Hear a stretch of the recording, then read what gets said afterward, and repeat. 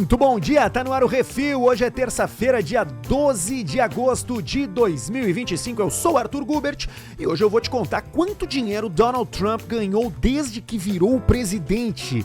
Spoiler, não foi pouco. Aproveitando, vamos falar um pouco sobre a economia da atenção na coluna de hoje. E ainda em dinheiro, eu vou te contar se custa mais caro ser gay ou hétero. Também vamos falar das filas de eutanásia no Canadá. Elas não param de crescer. E tudo termina com essa aqui, ó. Quem é que vai ficar com a herança do bicheiro Piruinha? O Refil tá aqui pra te deixar mais interessante e pra te deixar cheio de assunto pra começar o dia.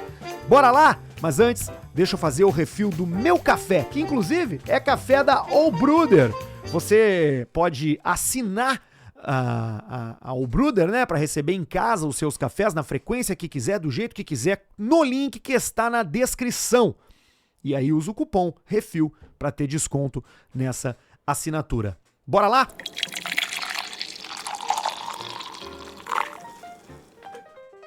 Voltando no tempo, em 2017, quando ele entrou nessa brincadeira de política aí, o Trump prometeu que, como presidente, não faria nada que pudesse parecer exploração do cargo. 8 anos e 2 mandatos depois, essa promessa virou pó. E segundo estimativas, algo em torno de 3,5 bilhões de dólares. O que começou com a marca Trump em prédios, campos de golfe e hotéis, se expandiu para acordos no Golfo Pérsico, investimentos de bilionários sauditas, criptomoedas com o rosto do presidente, clubes privados para doadores e até um presente inusitado, um luxo, aliás, um jato de luxo dado pelo Emir do Catar. O modus operandi do Trump é bem simples. Ele usa o prestígio e o acesso da presidência como ativo de negócio. E não é só ele não, tá? Membros da sua família fecham licenças, levantam fundos e assinam parcerias que na prática só existem porque o sobrenome tá no Salão Oval. O Jared Kushner, por exemplo, saiu da Casa Branca com um fundo de investimentos abastecido por 2 bilhões de dólares vindos diretamente do príncipe herdeiro da Arábia Saudita. Mas a parte mais lucrativa da nova fase é o mergulho no mundo das cripto. Os tokens Trump e Melania, na plataforma própria deles, as stablecoins vendidas para governos estrangeiros e até participação em mineradoras de Bitcoin estão entre os ativos favoritos da família Trump. Só nessa brincadeira aí, mais de 1 bilhão de dólares entraram para o caixa familiar, sem contar a valorização futura desses ativos, né? Críticos comparam o estilo do Trump ao de monarcas do Oriente Médio, tratando o cargo como propriedade privada.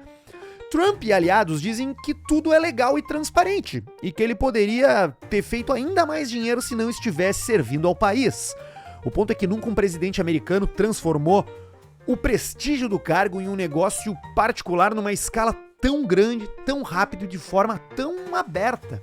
E olha, olhando esse ritmo, parece que o relógio dessa contabilidade vai continuar correndo enquanto houver gente disposta a pagar pelo acesso, pela marca ou só pela promessa de proximidade com o homem mais poderoso do mundo. E eu quero que você preste atenção, porque essa história aqui, ela não é nenhuma crítica, tá? Quer dizer, é óbvio que ele tá fazendo isso, ele não esconde, ele enriquece às custas do seu cargo. Trump é um businessman. Ele é um político, ele é um negociador, ele é o presidente dos Estados Unidos, mas antes de tudo ele é um businessman, ele faz negócio. Ele faz negócio o tempo inteiro, toda hora. Enquanto ele tá fechando acordos políticos, pode ter certeza que vem no arrasto alguma preferência particular que vai deixar ele cada vez mais rico.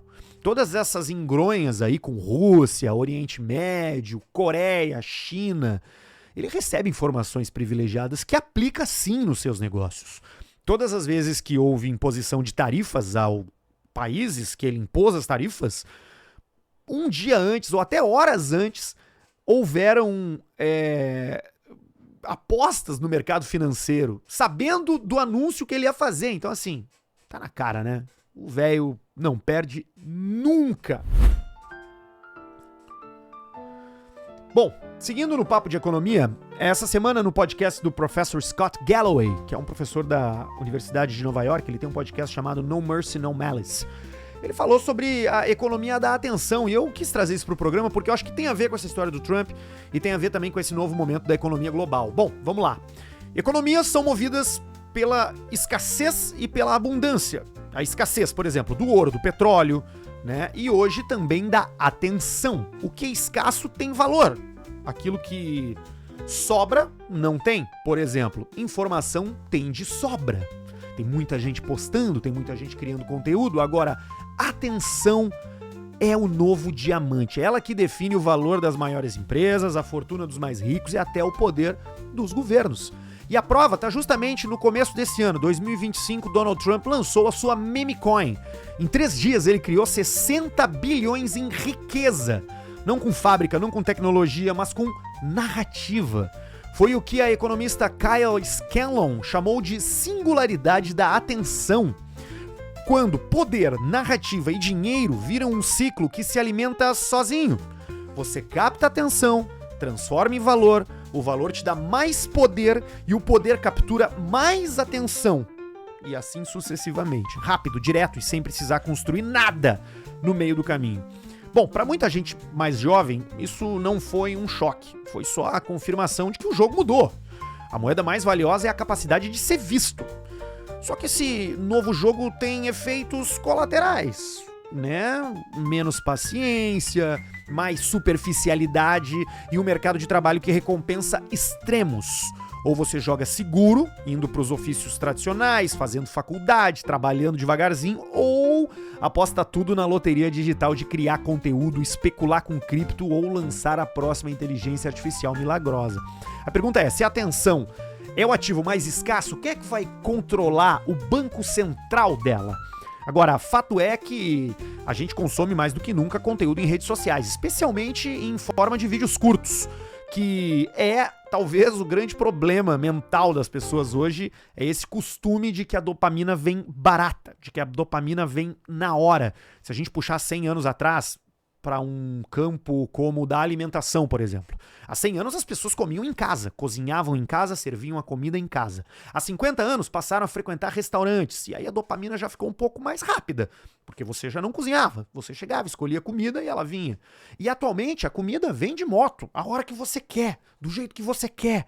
A dopamina está instantânea. Então, esse é só um exemplo para mostrar que quem ganha a atenção prometendo dopamina, agrega valor a si próprio e, ao mesmo tempo, adoece uma sociedade inteirinha.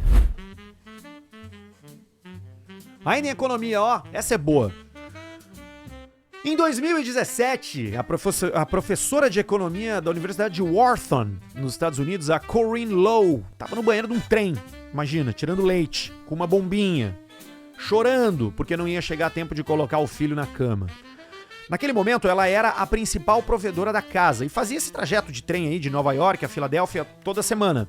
O marido, desempregado, trabalhava de casa numa tentativa de negócio próprio. Ainda assim, quem cozinhava, lavava, cuidava do bebê era ela. Ele, estatisticamente falando, não fazia quase nada. Anos depois, a economista analisou milhares de entrevistas de uso de tempo nos lares americanos. E o dado que fez ela rir de nervosa foi esse aqui, ó. Quando um homem se divorcia, o tempo que ele passa fazendo tarefas domésticas aumenta. E quando uma mulher se divorcia, diminui. Tradução. Os caras sabem fazer as coisas o tempo todo, eles só não fazem. Foi quando a Corinne, nossa economista de Wharton, decidiu tirar o homem da equação. Não foi só uma escolha afetiva baseada em que sim, ela tinha interesse em manter um relacionamento com outra mulher. Ela chama também de uma decisão baseada em evidências. Hoje ela vive com a esposa, divide tudo meio a meio e diz que numa relação entre duas mulheres, passar a camisa da outra não é uma obrigação cultural, é um gesto de cuidado, sem o fantasma de que a mulher precisa servir ao marido. O pano de fundo disso é o que teóricos chamam de heteropessimismo, a sensação generalizada de que os homens disponíveis no mercado não estão à altura, são uns preguiçosos. E aí vem a provocação. Se os dados mostram que homens podem fazer mais, mas não fazem, É uma questão de não saber, não querer, ou porque eles sabem que alguém vai fazer por eles? Dito isso, meus amigos, economicamente falando, você vai gastar menos dinheiro sendo gay. No caso, casando com outra mulher, se você for uma mulher. Pois é, cara, que loucura, hein? E entre os homens, será que isso acontece também? Porque de fato, né? Precisa haver uma divisão clara de tarefas, precisa haver uma divisão de responsabilidades e a gente precisa tirar dos relacionamentos a palavra ajuda.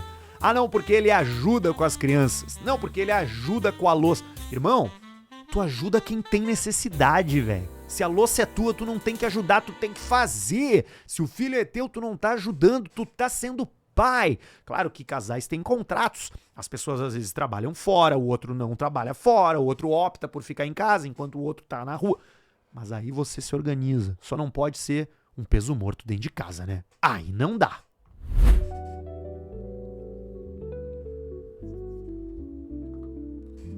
No Canadá, 1 em cada 20 mortes já é por eutanásia. Mais do que Alzheimer e diabetes juntos.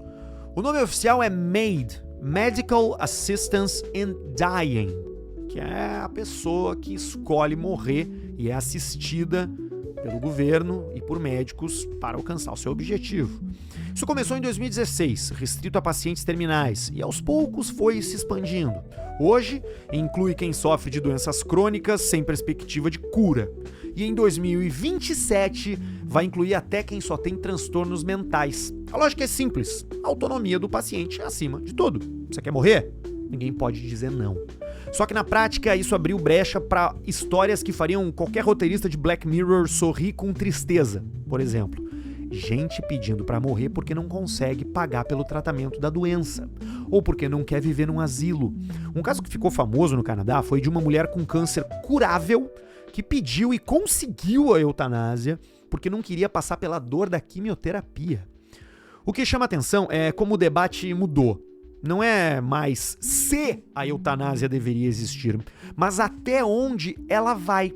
O Canadá discute, nesse momento, se menores de idade podem pedir, se pode valer para quem deixou um pedido escrito antes de perder a consciência, por exemplo, e até se bebês com malformações graves poderiam ser incluídos no processo de morte assistida.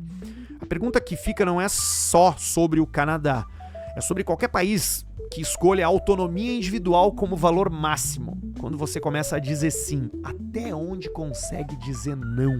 Essa é uma discussão muito presente na política hoje, especialmente com a ascensão das intenções conservadoras, calcando o direito da liberdade individual acima de tudo.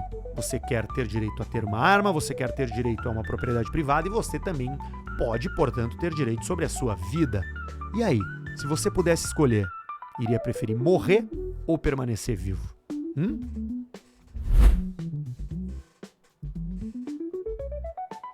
O bicheiro José Caruso Scafura, o Piruinha, morreu esse ano aos 95 anos. Ele deixou um inventário que parece mais novela do que processo judicial, tá? 41 herdeiros já reconhecidos, ao menos 16 mães diferentes, 2 mulheres disputando o título de companheira e agora mais um filho na jogada, graças a um teste de DNA que deu 99,9% de chance de vínculo com um dos adolescentes. O clã do Piruinha já era vasto. Só um dos filhos deixou 12 netos, outro deixou 5 e talvez um sexto aparecendo agora. No meio disso tem as viúvas, que brigam com fotos, contratos e até cenas da série Vale o Escrito, que não sei se você viu, mas é magnífica, da Globoplay, sobre os bicheiros do Rio, né? E todo mundo tá tentando provar que eu sou a oficial e tentando morder um pouco da fortuna do Piruinha. E porque é óbvio que tem patrimônio envolvido. Tem hotel que tá em leilão por dívida de IPTU, tem área de jogo arrendada no Rio de Janeiro, e também tem a eterna dúvida sobre o que mais ainda vai surgir nessa partilha. Porque se uma coisa que os bicheiros do Rio de Janeiro sabem fazer muito bem é esconder a sua riqueza, né? Em vida, Piruinha dizia ter passado de 100 mulheres. E explicava assim, ó, abre aspas, mulher não é coisa, é amor. Quando cansa de uma, guarda, não joga fora, cuida. É, meu amigo, agora essa filosofia virou um inventário com ramificações que parecem mapa de parentesco da monarquia europeia, saca? Primo, pá, vivô, tio, pum, sobrinho, Holanda, Noruega, Portugal, aquela loucura. A provocação é simples. Em família grande, quanto mais gente na mesa, menor fica o pedaço do bife. E no caso do Piruinha, talvez a partilha demore tanto que o próximo herdeiro seja bisneto de alguém que ainda nem nasceu. Ai, meus amigos, o Brasil é sui generis.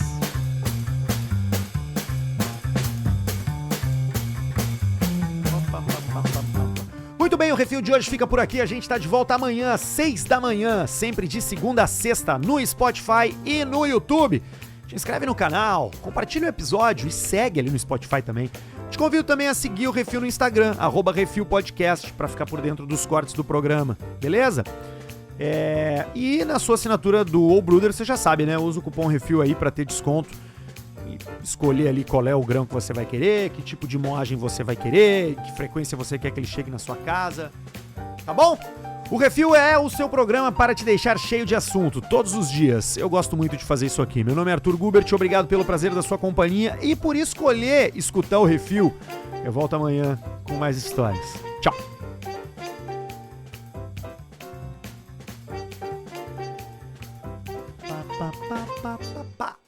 Sinal.